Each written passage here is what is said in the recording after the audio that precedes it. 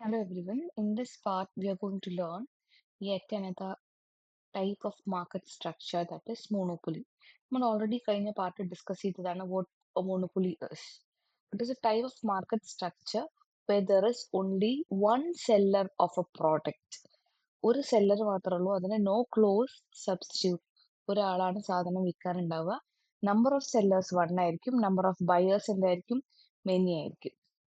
There are no close substitutes. Close substitutes എന്ന് പറഞ്ഞാൽ അതിന് നമുക്കിപ്പോൾ എന്താ പറയുക, ചൂസ് ചെയ്യാൻ പറ്റുന്ന കാര്യങ്ങൾ ഉണ്ടാവില്ല.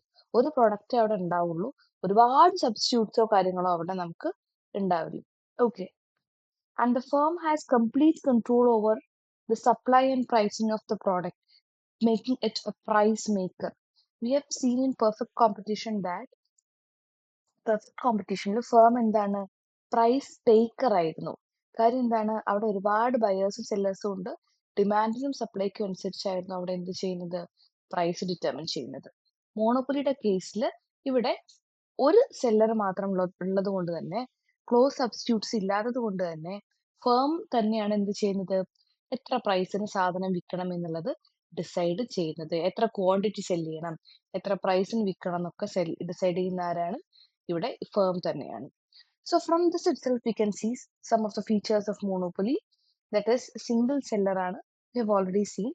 നോ ക്ലോസ് സബ്സ്റ്റിറ്റ്യൂട്ട്സ്, അതായത് ഡിഫറെന്റ് ചോയ്സസ് ഇല്ല ആൾക്കാർക്ക്. എന്താണോ വിൽക്കുന്നത് അത് വാങ്ങേണ്ടി വരും.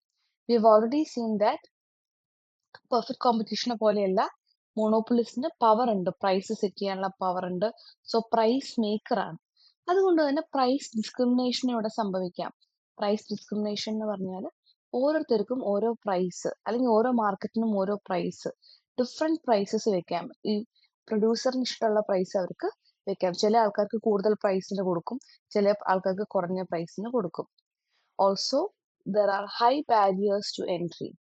പുതിയ ഫേംസിന് പെട്ടെന്നൊന്നും അങ്ങനെ മാർക്കറ്റിലേക്ക് എൻട്രി ചെയ്യാൻ പറ്റില്ല. അവിടെ ലീഗൽ റെസ്ട്രിക്ഷൻസ് ഉണ്ടാവും, ഹൈ ക്യാപിറ്റൽ റിക്വയർമെന്റ്സ് ഉണ്ടാവും.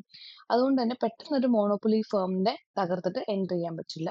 Also it's demand curves downward sloping.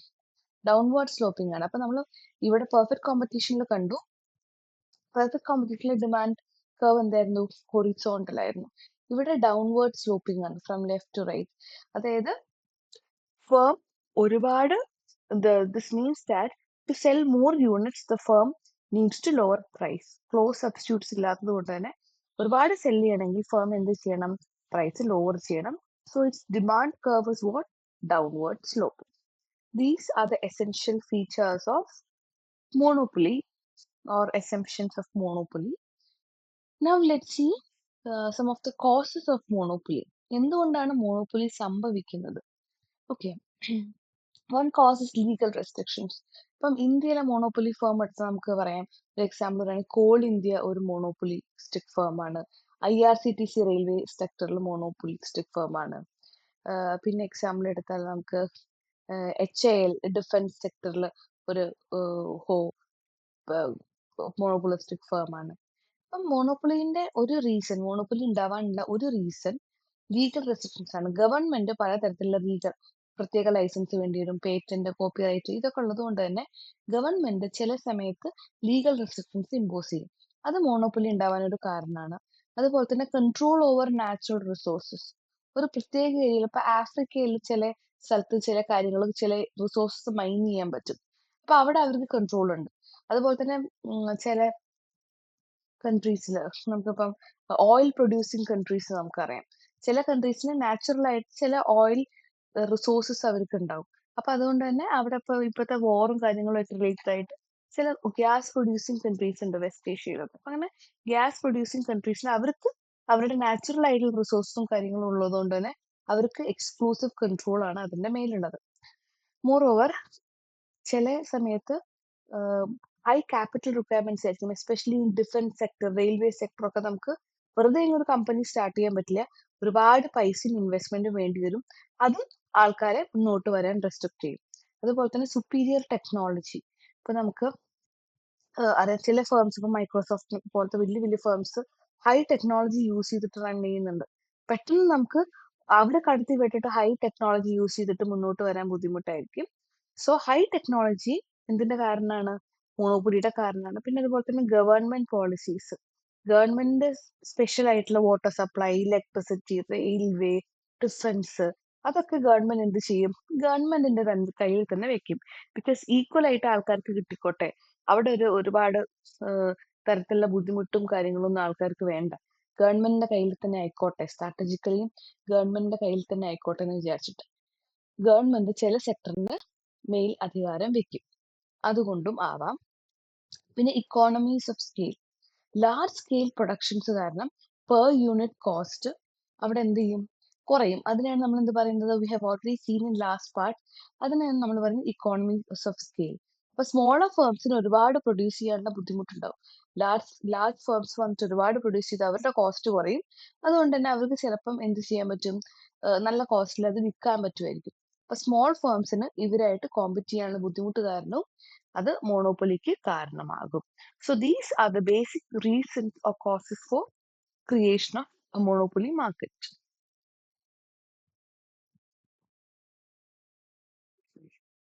Now let's see types of monopoly. Different types of monopoly that exist. So the first kind is pure or simple monopoly.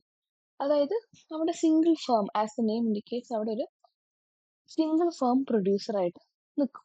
അതാണ് monopoly. അയാൾ തന്നെയായിരിക്കും price decide ചെയ്യുക. Firm തന്നെയായിരിക്കും price decide ചെയ്യുക. Legal monopoly എന്ന് പറഞ്ഞാൽ government regulation, government restrictions കാരണം വരുന്നതാണ് എന്ത്? Legal monopoly. ലൈസൻസസ് ഒക്കെ കാരണം, ഡിഫൻസ് ഫേംസ് ഒക്കെ വരുന്നത് അതുകൊണ്ടാണ്.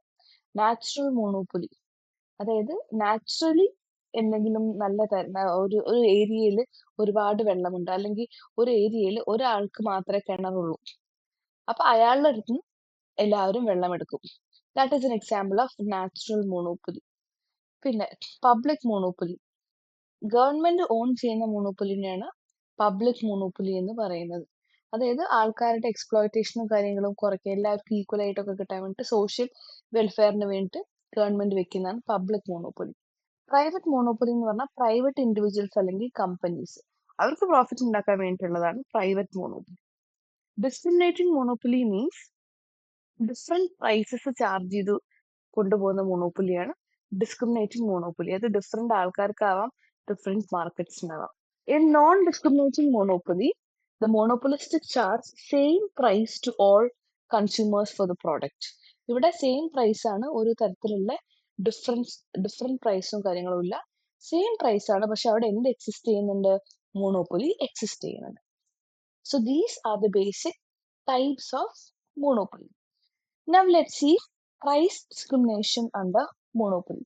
Price discrimination എന്ന് പറഞ്ഞാൽ we have already seen ഇവിടെ എന്താണ്? It is the practice of charging different prices to different consumers. ഓരോ കൺസ്യൂമേഴ്സിനും ഓരോ പ്രൈസസ് ചാർജ് ചെയ്യുക, അല്ലെങ്കിൽ ഓരോ മാർക്കറ്റിനും ഓരോ പ്രൈസ് ചാർജ് ചെയ്യുന്നതാണ് price discrimination.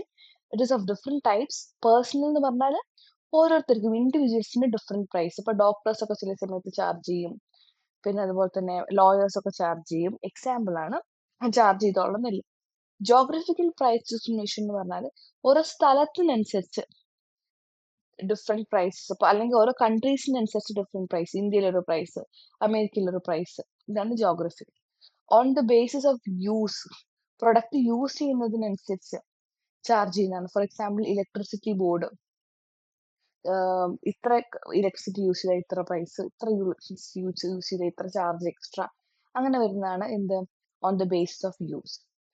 We'll also see the different degrees of price discrimination. 3 degrees ആണ് പ്രൈസ് ഡിസ്ക്രിമിനേഷൻ ഉള്ളത്. ഫസ്റ്റ് ഡിഗ്രി പ്രൈസ് ഡിസ്ക്രിമിനേഷൻ എന്ന് പറഞ്ഞാൽ it is a method in which a monopolistic charges maximum price from each buyer. അതായത് ഓരോരുത്തരും എത്രയാണോ ആൾക്കാർ exploit ചെയ്യാൻ പറ്റുന്നത് അത്രയും പ്രൈസ് വാങ്ങുന്നതാണ് ഫസ്റ്റ് ഡിഗ്രി പ്രൈസ് ഡിസ്ക്രിമിനേഷൻ. ഓരോരുത്തർക്കും എഫോർഡ് ചെയ്യാൻ പറ്റുന്ന മാക്സിമം വാങ്ങുന്നത്. സെക്കൻഡ് ഡിഗ്രി പ്രൈസ് ഡിസ്ക്രിമിനേഷൻ എന്ന് പറഞ്ഞാൽ ബയേഴ്സ് ഡിഫറെന്റ് ഗ്രൂപ്പ്സ് ആയിട്ട് ഡിവൈഡ് ചെയ്തിട്ട് ഡിഫറെന്റ് പ്രൈസസ് അവരിൽ നിന്ന് ചാർജ് ചെയ്യുന്നത്. ഫോർ എക്സാമ്പിൾ റെയിൽവേസ്, അതായത് ഫസ്റ്റ് എ സിക്ക് ഇത്ര പ്രൈസ്, സെക്കൻഡ് എ സിക്ക് ഇത്ര പ്രൈസ്, എയർലൈനിൽ ബിസിനസ് ക്ലാസ്സിന് ഇത്ര പ്രൈസ്, മറ്റേ ക്ലാസ്സിന് ഇക്കോണമി ക്ലാസ്സിന് ഇത്ര പ്രൈസ് എന്നൊക്കെ പറഞ്ഞിട്ട് ചാർജ് ചെയ്യുന്നു. തേർഡ് ഡിഗ്രി പ്രൈസ് ഡിസ്ക്രിമിനേഷൻ എന്ന് പറഞ്ഞാൽ മാർക്കറ്റിനെ നമ്മൾ സബ് മാർക്കറ്റ്സ് ആയിട്ട് ഡിവൈഡ് ചെയ്തിട്ട് പ്രൈസ് ചാർജ് ചെയ്യുന്നതാണ് എന്ത് തേർഡ് ഡിഗ്രി പ്രൈസ് ഡിസ്ക്രിമിനേഷൻ. ഓരോ മാർക്കറ്റിലും ഓരോ പ്രൈസ് ചാർജ് ചെയ്യുന്നതാണ് third degree. So this is all about price discrimination, types of price discrimination and degrees of price discrimination. ഇനി മോണോപ്പൊളിയുടെ ഡയഗ്രാം എടുത്ത് നമ്മൾ നോക്കിയാൽ, ഡയഗ്രാമാറ്റിക് റെപ്രസെന്റേഷൻ നോക്കിയാൽ, നമ്മൾ പെർഫെക്റ്റ് കോമ്പറ്റീഷനിലെ ഡയഗ്രാമിൽ ഓൾറെഡി കണ്ട രണ്ട് കാര്യങ്ങളുണ്ട്. M C and A C perfect കോമ്പറ്റീഷനിൽ കണ്ട പോലെ തന്നെയാണ്, മാർജിനൽ കോസ്റ്റും ആവറേജ് കോസ്റ്റും. പക്ഷേ in the case of A R and M R, perfect കോമ്പറ്റീഷനിൽ നമ്മൾ എന്തായിരുന്നു കണ്ടിട്ടുള്ളത്?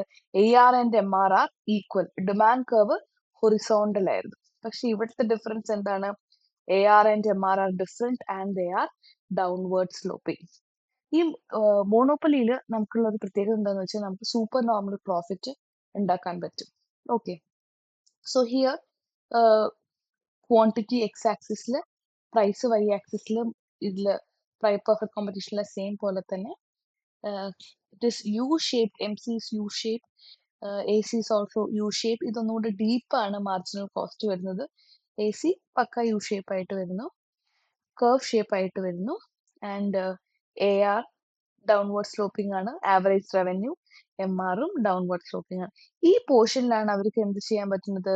സൂപ്പർ നോർമൽ പ്രോഫിറ്റ് ഉണ്ടാക്കാൻ പറ്റുന്നത്. QM ക്വാണ്ടിറ്റി സെൽ ചെയ്താൽ സൂപ്പർ നോർമൽ പ്രോഫിറ്റ് ഉണ്ടാക്കാൻ പറ്റും. QM ക്വാണ്ടിറ്റിന്റെ പ്രത്യേകത എന്താന്ന് വെച്ചാൽ here the revenue is more than the price. അതുകൊണ്ട് തന്നെ അവർക്ക് എന്ത് ചെയ്യാൻ പറ്റും? പ്രോഫിറ്റ് കൂടുതലായിട്ട്, കോസ്റ്റിനെക്കാട്ടും കൂടുതലാണ് റവന്യൂ വരുന്നത്. അതുകൊണ്ട് തന്നെ അവർക്ക് സൂപ്പർ നോർമൽ പ്രോഫിറ്റ് ഈ ഒരു ഏരിയയിൽ ഉണ്ടാക്കാൻ പറ്റും. So as a monopolist will seek to maximize profit by setting an output where MR equal to MC. ഇപ്പൊ QM and price PM, MRും MCയും സെയിം ആവുന്ന പോയിന്റിലാണ് ഇവർക്ക് എന്ത് ചെയ്യാൻ പറ്റുന്നത്? നോക്ക്, സൂപ്പർ നോർമൽ പ്രോഫിറ്റ് ഉണ്ടാക്കാൻ പറ്റുന്നത്. QM ക്വാണ്ടിറ്റിയിലും പ്രൈസ് PCM പ്രൈസിലും അവർക്ക് PM പ്രൈസിലും അവർക്ക് എന്ത് ചെയ്യാൻ പറ്റും? സൂപ്പർ നോർമൽ പ്രോഫിറ്റ് ഉണ്ടാക്കാൻ പറ്റും. ഓക്കെ, ആൻഡ് സോഷ്യലി എഫിഷ്യന്റ് ഒരു ഒരു ലെവൽ എന്ന് പറഞ്ഞാൽ it is QC, where price equal to MC. QC എന്ന് പറയുന്ന പോയിന്റിൽ ഇപ്പൊ നമുക്ക് സോഷ്യലി, ഇപ്പൊ ചില പബ്ലിക് മോണോപ്പൊലി ഒക്കെ നമ്മൾ കണ്ടിട്ടുണ്ട്. പബ്ലിക് മോണോപ്പൊലി ഒക്കെ എന്തിനാണ്? അത് എല്ലാവർക്കും ഈക്വൽ ആയിട്ട് കിട്ടാൻ വേണ്ടിയിട്ട് ഗവൺമെന്റ് തന്നെ റെസ്ട്രിക്ട് ചെയ്യും. ചില കാര്യങ്ങൾ ഗവൺമെന്റിന്റെ കയ്യിൽ തന്നെ ഇരിക്കട്ടെ, ബാക്കിയുള്ളവർക്ക് പ്രൈവറ്റ് പാർട്ടീസ് എൻട്രി ചെയ്യണ്ട. പ്രൈവറ്റ് പാർട്ടീസ് എൻട്രി ചെയ്താൽ എല്ലാവർക്കും ഈക്വൽ ആയി കിട്ടില്ല. അപ്പം ആ കേസിലൊക്കെ നമുക്ക് വരുന്ന പോയിന്റ് ആണ് QC. ഇവിടെ ഡെഡ് വെയിറ്റ് വെൽഫെയർ ലോസ്, അതായത് വെൽഫെയർ ആയിരിക്കും പബ്ലിക് മോണോപ്പൊലിയുടെ മെയിൻ ആയിട്ടുള്ള എയിം. അതുകൊണ്ട് തന്നെ അവിടെ ലോസ് വരാൻ ചാൻസ് ഉണ്ട്. അതാണ് that is mark by this point. Usually മോണോപ്പൊലിയിൽ നമുക്ക് സൂപ്പർ നോർമൽ പ്രോഫിറ്റ് ഉണ്ടാക്കാം, that is mark by this point.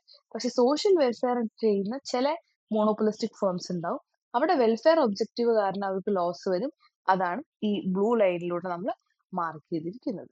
Okay, so ഇത്രയും കാര്യങ്ങൾ മനസ്സിലാക്കുക. മോണോപ്പൊലിയിൽ AR and MR curve are different and they are downward sloping. ഇവിടെ സൂപ്പർ നോർമൽ പ്രോഫിറ്റ് ഉണ്ടാക്കാം. അതുപോലെ തന്നെ വെൽഫെയർ ലോസും ആവാം. വെൽഫെയർ ലോസ് എപ്പോഴാണ് ആവുന്നത്? ഗവൺമെന്റ് പബ്ലിക് മോണോപ്പൊലിയുടെ കേസിലാണ് വെൽഫെയർ ലോസ് വരുന്നത്. Now let's quickly run through the advantages. Already നമ്മൾ കണ്ട കാര്യങ്ങളിൽ നിന്ന് we can develop advantages. Economies of scale. Economies of scale എന്ന് പറഞ്ഞാൽ ബൾക്ക് പ്രൊഡക്ഷൻ കാരണം കോസ്റ്റ് കുറയ്ക്കാൻ പറ്റുന്നതാണ്. It encourages research and development, അതായത് ഒരുപാട് പ്രോഫിറ്റ് കിട്ടുമ്പം പുതിയ കാര്യങ്ങൾ ഉണ്ടാക്കാനുള്ള മോട്ടിവേഷൻ ഉണ്ടാവും. പ്രൈസിന്റെ കേസിൽ സ്റ്റെബിലിറ്റി വരും എന്ന് പറഞ്ഞാൽ ഇവിടെ ഉദ്ദേശിക്കുന്നത് ഒരുപാട് ഫ്ലക്ച്വേഷൻസ് പ്രൈസിൽ ഉണ്ടാവില്ല. കാര്യം ഒരുപാട് കോമ്പറ്റീറ്റേഴ്സ് ഇല്ലാത്തത് കൊണ്ട് തന്നെ. പബ്ലിക് യൂട്ടിലിറ്റീസിനൊക്കെ നല്ലതാണ്. കാര്യം എന്താണ്? ആൾക്കാരുടെ എക്സ്പ്ലോയിറ്റേഷനും കാര്യങ്ങളൊക്കെ കുറയ്ക്കാൻ വേണ്ടിയിട്ട്, എല്ലാവർക്കും ഒരുപോലെ കിട്ടാൻ വേണ്ടിയിട്ട് ചില public utilities that is good. Avoidance of duplication effort, ഒരു ഫേം മാത്രമേ ഉള്ളൂ, അതുകൊണ്ട് തന്നെ അവിടെ കാര്യമായിട്ട് ഡ്യൂപ്ലിക്കേഷൻസും കാര്യങ്ങളും വരുന്നില്ല. ബെറ്റർ റിസോഴ്സ് യൂട്ടിലൈസേഷൻ, നല്ല രീതിയിൽ ഒരു മോണോപ്പൊലി ഫേം റൺ ചെയ്ത് പോവുകയാണെങ്കിൽ അവിടെ നമുക്ക് നല്ല രീതിയിൽ വേസ്റ്റ് ഒന്നും ഇല്ലാതെ റിസോഴ്സ് യൂട്ടിലൈസ് ചെയ്യാൻ വേണ്ടിയിട്ട് പറ്റും. And about disadvantages we know that higher prices, പിന്നെ പ്രൈസ് ഡിസ്ക്രിമിനേഷൻ, അതായത് പ്രൈസ് ഡിസ്ക്രിമിനേഷൻ ഓരോരുത്തരുടെ അടുത്തും ഓരോ പ്രൈസ് വാങ്ങിയിട്ട് ഇവിടെ ആൾക്കാരെ എക്സ്പ്ലോയിറ്റ് ചെയ്യാൻ ഉള്ള ചാൻസ് കൂടുതലാണ്. ഇൻകം ഇൻഇക്വാലിറ്റി, അതായത് ഇപ്പം ഒരു ആളാണ് മൊണോപ്പൊലി ഓൺ ചെയ്യുന്നത്, അതുകൊണ്ട് തന്നെ അയാൾ വലിയ ആളായിട്ട് അയാൾക്ക് ഒരുപാട് ഇൻകം കിട്ടാനുള്ള ചാൻസ് ഉണ്ട്, ബാക്കി ആൾക്കാർക്കൊക്കെ ഇൻകം കുറയാനുള്ള ചാൻസും ഉണ്ട്. ഇൻഎഫിഷ്യൻസി, കോമ്പറ്റീഷൻ ഇല്ലാത്തതുകൊണ്ട് തന്നെ എഫിഷ്യൻസിനെ അത് എഫക്ട് ചെയ്യാനുള്ള ചാൻസ് ഉണ്ട്. ലാക്ക് ഓഫ് കൺസ്യൂമർ ചോയ്സ്, അവിടെ ക്ലോസ് സബ്സ്റ്റിറ്റ്യൂട്ട്സ് ഇല്ല, അതാണ് one of the basic essentials of monopoly. അതുകൊണ്ട് തന്നെ കൺസ്യൂമേഴ്സിന്റെ ചോയ്സ് അവിടെ കുറവായിരിക്കും. റെസ്ട്രിക്റ്റഡ് ഔട്ട്പുട്ട്, അതായത് മോണോപ്പൊളിസ്റ്റിന് തന്നെ എന്ത് തീരുമാനിക്കാം, പ്രൈസും ഔട്ട്പുട്ടും ഒക്കെ തീരുമാനിക്കാം. അതുകൊണ്ട് തന്നെ ചിലപ്പം മോണോപ്പൊളിസ്റ്റ് എന്ത് ചെയ്യും, ചില കാര്യങ്ങളൊക്കെ പൂത്തിവെക്കും. കാര്യം എന്താണ്, പ്രൈസ് കൂട്ടാൻ വേണ്ടിയിട്ട്. സോ മോണോപ്പൊളിസ്റ്റിന് ഓവറോൾ കൺട്രോൾ ഉള്ളത് കൊണ്ട് തന്നെ അവിടെ it can happen, restricted output can happen. So this is all about the advantages and disadvantages of monopoly. And in this part, we'll also see the basic comparison between perfect competition and monopoly. നമ്മൾ perfect കോമ്പറ്റീഷന്റെ മോണോപ്പൊലിന്റെ features എടുത്ത് നോക്കിയാൽ തന്നെ we can make a comparison. Number of firms perfect കോമ്പറ്റീഷനിൽ, large number of buyers and sellers. ഇവിടെ we know one seller മാത്രമേ ഉള്ളൂ and large number of buyers. Nature of product, no close substitutes, choice ഇല്ല, ഇവിടെ ഒരുപാട് the nature of the product is homogeneous. ഒരുപാട് choice ഉണ്ട്, നല്ല പ്രോഡക്റ്റ് ഹോമോജീനിയസ് ആണ്. ആൻഡ് ദ പ്രൈസ് കൺട്രോൾ, ഇവിടെ ഇവര് ഡിമാൻഡിന് സപ്ലൈനനുസരിച്ച് പ്രൈസ് അവർ തന്നെ എന്ത് ചെയ്യുക, സെറ്റ് ചെയ്യല്ല ചെയ്യുന്നത്. ഡിമാൻഡിന് സപ്ലൈനനുസരിച്ച് അവർ പ്രൈസ് എന്താണോ മാർക്കറ്റിലുള്ളത് അത് എടുക്കും. ഇവിടെ ഇവർ തന്നെ പ്രൈസ് ഡിസൈഡ് ചെയ്യും. ഇവിടെ ഫേമിന് എപ്പോൾ വേണമെങ്കിലും കയറി വരാൻ പോവാം. ഇവിടെ എന്താണ്, ഇവിടെ എൻട്രി ആൻഡ് എക്സിറ്റ് വളരെ ബുദ്ധിമുട്ടാണ്. Here it is restricted entry and exit. Okay, entry and exit is restricted. And here demand curve നമ്മൾ നേരത്തെ കണ്ടു, ഹൊറിസോണ്ടൽ ആണ്. ഇവിടെ ഡിമാൻഡ് കർവ് ഡൗൺവേർഡ് സ്ലോപ്പിംഗ് ആണ്. ഇവിടെ നോർമൽ പ്രോഫിറ്റ് എവിടെ ഉണ്ടാക്കാൻ പറ്റുള്ളൂ, ലോങ് റണ്ണിൽ. ചില ഷോർട്ട് റണ്ണിൽ നോർമൽ പ്രോഫിറ്റ് ഉണ്ടാക്കാൻ പറ്റുമായിരിക്കും, പക്ഷെ ഇവിടെ സൂപ്പർ നോർമൽ പ്രോഫിറ്റ് ലോങ് റണ്ണിലും ഷോർട്ട് റണ്ണിലും ഒക്കെ ഉണ്ടാക്കാൻ വേണ്ടിയിട്ട് സാധിക്കും. So this is all about monopoly. ഇപ്പം നമ്മൾ മോണോപ്പൊലിനെ കുറിച്ച് ഒരുപാട് കാര്യങ്ങൾ പഠിച്ചു. മോണോപ്പൊലി അഡ്വാൻറ്റേജസ്, ഡിസഡ്വാൻറ്റേജസ്, കോസസ്, പിന്നെ types, difference and so on.